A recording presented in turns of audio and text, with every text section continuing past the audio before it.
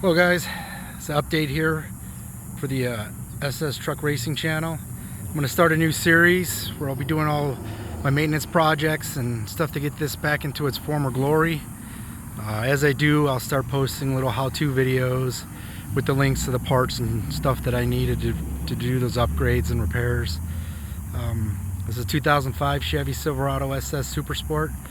I rolled off the factory assembly line in March of 2005, so next year it's going to hit its 20-year mark, and I'd like to get it back to its former glory. Clear coat on tops a little bit, fade it. Needle 420 tires are about 6 years old and starting to dry rot, need to get replaced. The bumper lights need to get replaced. The hood's starting to crack a little from the heat out here. But as I do these repairs, like I said, I'll post videos up there. And meanwhile, I'll try to get some more racing videos up on the channel. And then when this is done, we can work on the other truck, the 2008 Trailblazer SS. So subscribe to watch the videos and like the videos and share them. Anything to help promote the channel is greatly appreciated. Follow for more.